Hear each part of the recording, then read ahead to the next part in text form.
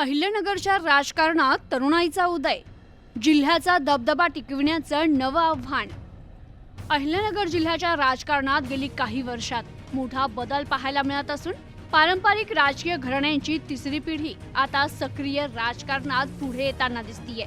विशेष म्हणजे या जिल्ह्यातील बहुतांश मोठ्या राजकीय घराण्यातील तरुण नेतृत्वाने भारतीय जनता पक्षात प्रवेश केलाय.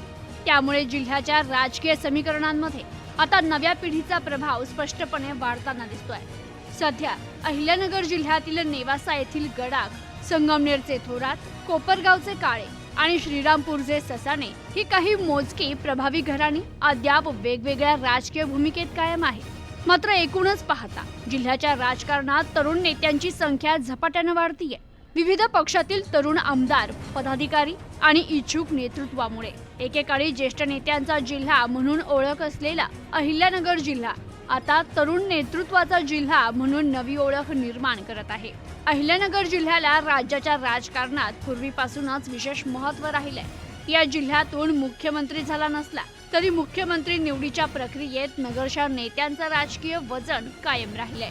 अनेक पक्षांच्या प्रदेशाध्यक्षपदापासून राज्य आणि केंद्रातील मंत्रिपदांपर्यंत नगरच्या नेत्यांनी प्रभावी भूमिका बजावली आहे. संघर्ष, संघटन आणि जनसंपर्काच्या जोरावर जिल्ह्यानं राज्याच्या राजकारणात स्वतःचा दबदबा निर्माण केला होता. मात्र आता परिस्थिती बदलतीये.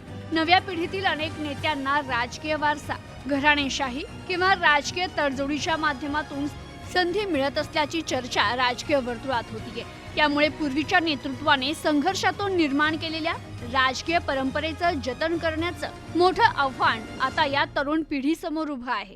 केवळ पक्षांतर किंवा पद मिळवणं या पलीकडे जाऊन जनतेशी नाळ जोडणारं नेतृत्व निर्माण करणं गरजेचं असल्याचं मत जाणकार व्यक्त करतायत. राजकारणात बदल ही काळाची गरज असली तरी जिल्ह्याचा स्वाभिमान, विकासाभिमुख राजकारण आणि राज्याच्या पातळीवरील प्रभाव कायम ठेवणं ही जबाबदारी आता नव्या नेतृत्वावर आहे.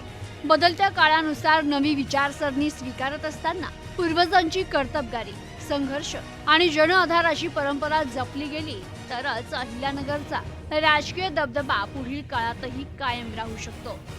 Bureau report, news today 24, Ahilyanagar.